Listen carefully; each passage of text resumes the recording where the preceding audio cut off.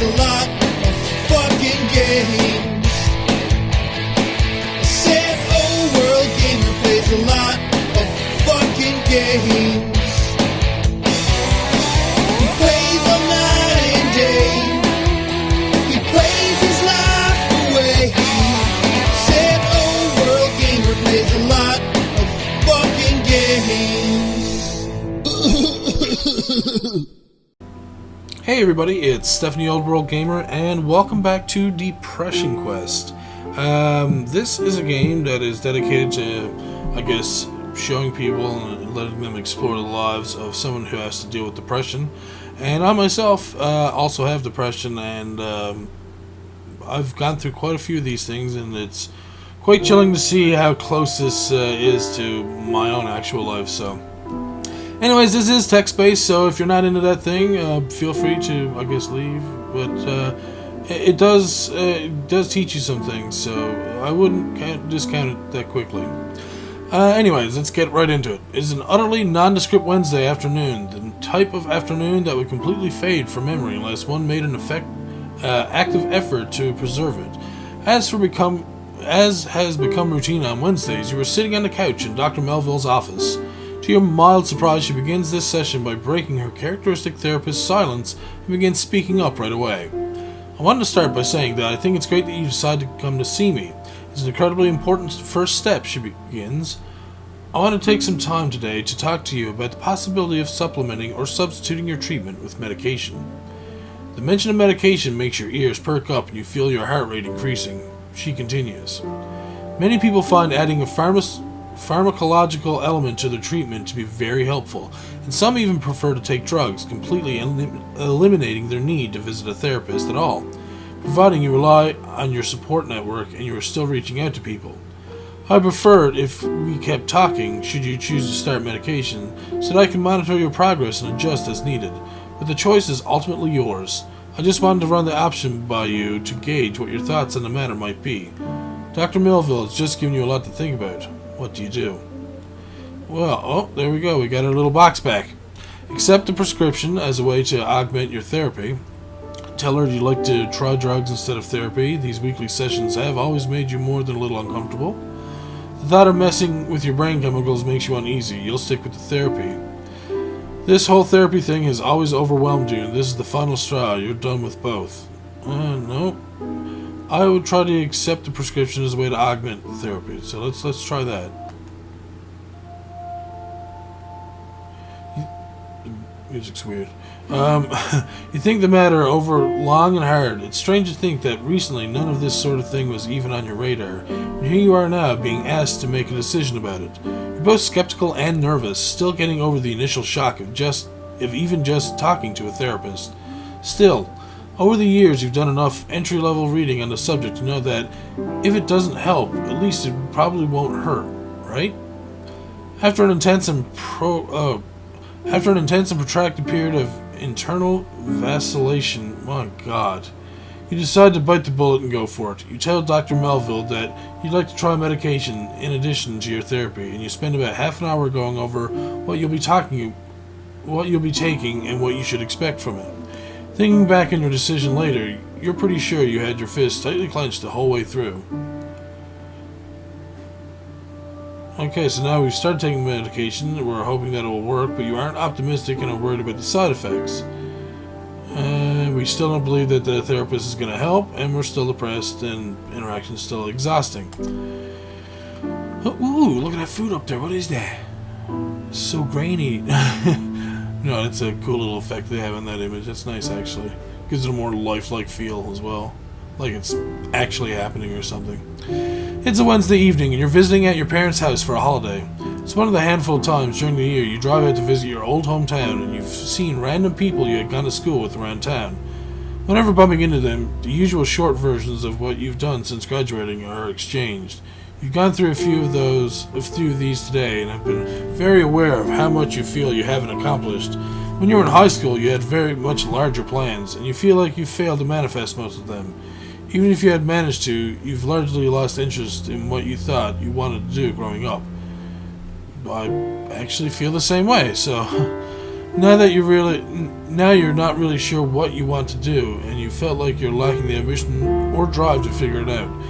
Everyone you've caught up with seems so much happier than you, like they've got their lives all figured out, and you've been kind of feeling like a failure by comparison. And that's basically how I feel about my life, actually. I mean, I just finished college, and I'm not even working at a job that should be using the skills that I've learned and, taking the time to learn and complete and, Anyways, your brother Malcolm arrives with his wife in tow shortly before you all sit down to dinner. He's been traveling for his job lately, and you haven't seen him since the day he picked you up from the dentist. Your parents haven't seen him since before then. During dinner, they all catch up, and Malcolm talks about the amazing thing he's done on the road. Your mother turns to you and asks what you've been up to since you've seen them last. Oh, same old, you say. Nothing really new going on. Your mother makes a face. Oh, nothing new? How long are you planning on staying at that job of yours?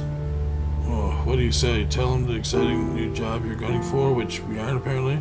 Tell them what they want to hear. That you're actually looking for a more prestigious position. Well, that wouldn't be a lie. That's what I am doing. Admit that you don't know what you want to do. Excuse yourself to the bathroom. You should probably just tell them, I guess. Actually, you start sheepishly. I'm not really sure what I want to do right now. Your mom puts down her fork. So what? You're planning on living the way you do for the rest of your life? How would you afford a house on that paycheck? What about kids? Your father interrupts, slightly placing his hand on over your mother's. It's okay, Linda. Let the kids be what they are. There's nothing wrong with not knowing what you want to do in your 20s. I didn't get into construction until I was nearly 40. See, that's the kind of dad that I wish I had. Someone who could understand my perspective and my views. I feel for you, buddy. Your mother looks across the table at you, unsatisfied with her husband's reasoning. I don't think it's normal for someone at that age to not have a path. You need to think hard about it, or you'll never make anything of yourself. Mom, come on, Malcolm interjects. This emotionally exhausts you. You want to tell her that you're thinking hard and that not knowing what you're doing with yourself bothers you more than it could ever bother her. That sometimes it feels like you're lost in the woods and that if you were to drop dead in the apartment, the world wouldn't notice. You have to make her understand that more often than not, you feel like an alien. Like there isn't anywhere in this world that feels like a place where you belong. You have no idea how to fix it or what to do. You wish you could find the words so she would understand that being looked down on for this kills you. It drives home the feeling of being a total outsider. Instead, you get very quiet for the rest of the meal while your mind goes numb. Everything inside you feels exhausted. And yeah, I've felt like that.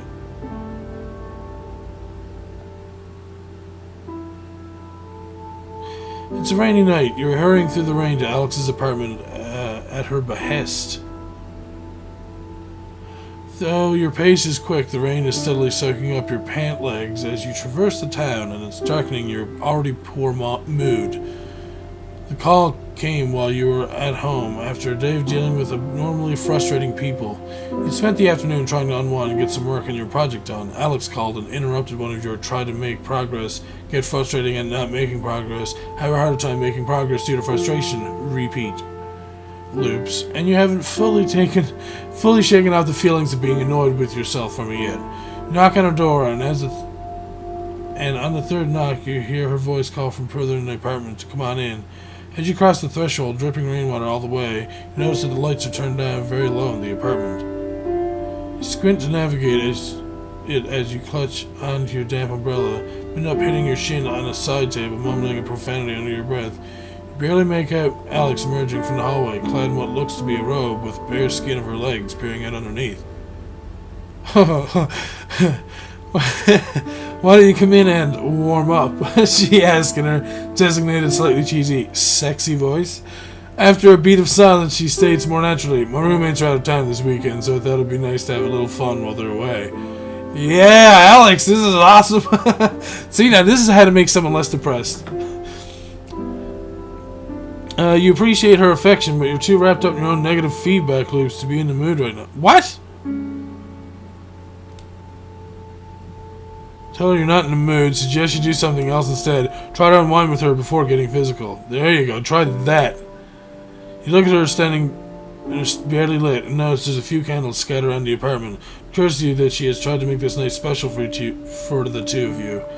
Even though you have a tight knot of antisocial frustration in your stomach, seeing how much she cares makes you want to try to melt it away so you can show her how much you care that she's gone through all this trouble. However, you desperately need to shift gears first before that's even possible. You look amazing. Let's have a drink together, you suggest, hoping that this will give you the push you need to get in the mood.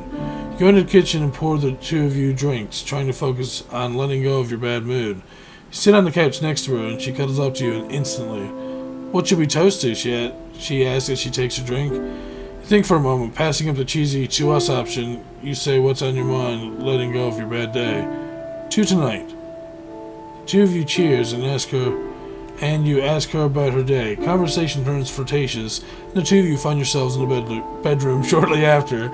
You find that you're having trouble getting into things physically with her, and remember that diminished arousal was a possible side effect of your medication. You'd hoped that you were part of the population that wouldn't be affected by it, but it seems as though this was not the case. However, you're able to still enjoy the closeness with Alex, fall asleep together happily. Well, hopefully she's still happy. It's an early winter evening, and even though it's not particularly late, the time of year has lent the sky an almost prematurely darkened cast. Day after day, just like today, you trudge home from a job you have increasingly come to hate. On this day, your job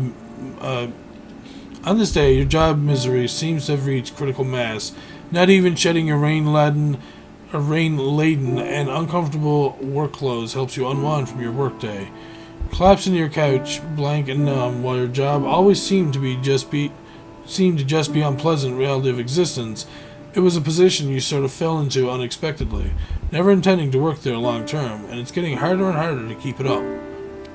While it's certainly not your dream job, you always just sort of stuck it out of necessity before, but it's become increasingly difficult to do that.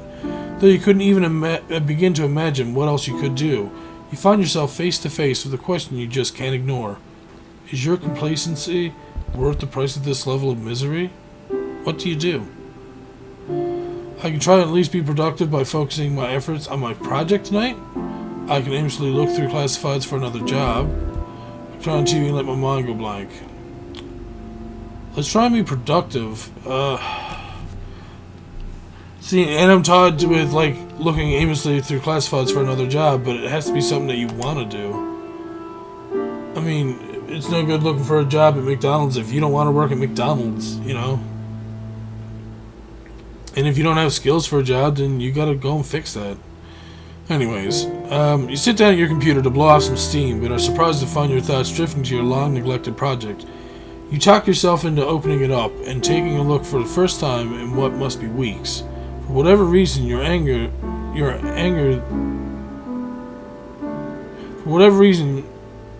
the anger that you've been feeling towards your day job seems to have converted to pure passion, and you seem to be overflowing with ideas tonight. Ooh! It's as if you've got a build-up of ideas that just haven't gotten out, and now you're in the zone. While you don't get an unnatural amount of work done, you do work for a solid couple of hours, and it really feels great. What's more, you share some stuff across your social media networks, and you receive quite a bit of positive feedback, which makes you feel great.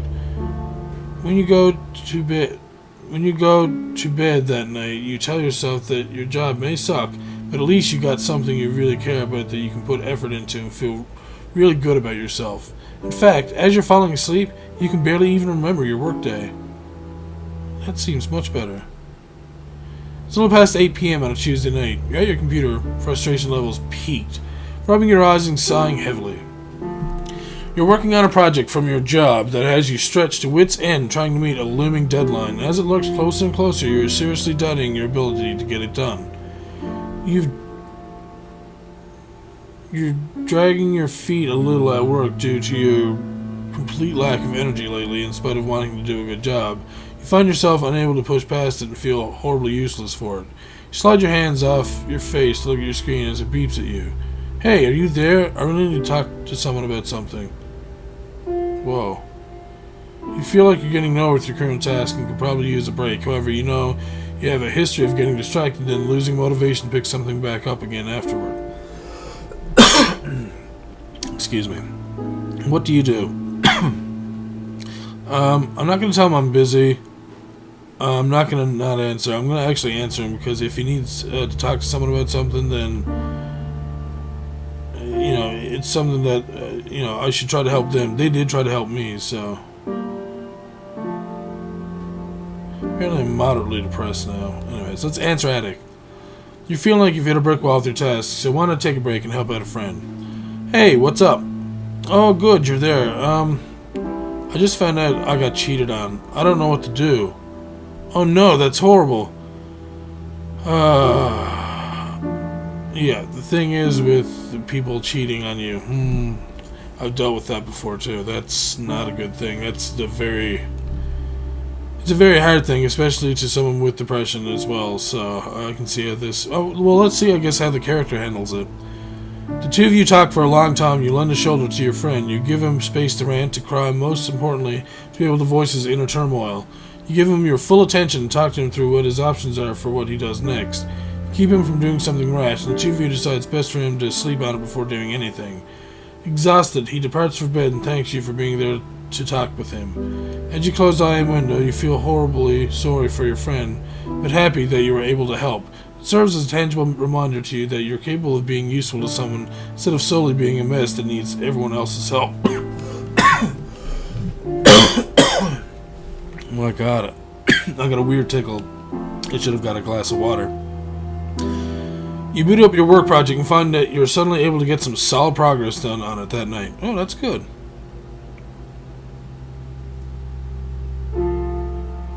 Oh, well, apparently the medication's working better. It's helping keep the edge off and keep some of the darker, more negative feedback loops from being as prevalent. Okay, in therapy with a good counselor, you're doing cognitive behavioral therapy techniques. They're starting to help. Only moderately depressed. So that's good. I think we're making good progress. It's a sunny Saturday afternoon. You're in deep thought on the way home from therapy. However, you notice this time that you're not in the same negative feedback loops you usually get trapped in when being in this introspective. You realize that although you still have your bad days, your lows are quite as low as they aren't quite as low as they used to be. Your antidepressant bottle rolls across your dashboard as you take a left turn. You've been on this medication for quite a while now, after a period of trying a few different kinds. Although you still have minor side effects, they've overall become an unnoticed part of your life. You feel as if your life has generally changed for the better recently, and you begin to wonder if you need them anymore. You don't feel as much despair or hopelessness, and you hate yourself a lot less these days. Maybe it's time to stop taking these, you think. I seem to not really need them anymore. What do you do? Now, the thing is with medications that you don't just take them and everything's fine and that's it. With this kind of stuff, I think you have to continue taking it for a little bit longer than expected, and then just kind of come off of it. And you can't grow dependency either, obviously, but it makes me think about going back on my medication as well. Let's continue taking the medication. You have the realization that you can't be sure if it's just a general life change that's making you feel better, or if it's just a sign that the medication is working. You decide against discontinuing your meds. It's not really a lesson you'd like to learn the hard way, and the side effects of this particular kind are negligible. The next time you see Dr. Melville, you tell her about this. She informs you that this is a common train of thought that people who have begun using medication to help them manage their depression experience, that you've managed to dodge a bullet because it generally ends poorly. She also asks you to talk to her first before taking any decisions about your medication in the future. Okay, it makes sense. It's yet another sleepless Thursday night. You're at Alex's apartment, wide awake in bed as she's sleeping peacefully beside you. She fell asleep hours ago. Robin does that all the time. She falls asleep in bed sometimes way quicker than me. And I guess I do too. It all depends on, I guess, how tired you are. But she fell asleep hours ago, and you've been laying here unable to shut your brain up long enough to fall asleep. You've added the feelings of insecurity about your relationship to the rest of the noise in your head, keeping you up tonight. It was kind of a tense night between the two of you. You arrived after a stressful day at work, and as you made dinner together, you barely said a word.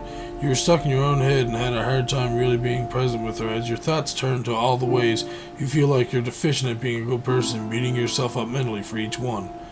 She told you she could tell you were in one of those moods and said that she wouldn't push you, but missed talking to you as the two of you sat on the couch together. You wanted to tell her how much you love her, but you couldn't make the words out right and ended up sounding defensive instead. As you lay there next to her now, you trace your fingers across her arm just slightly enough to not wake her.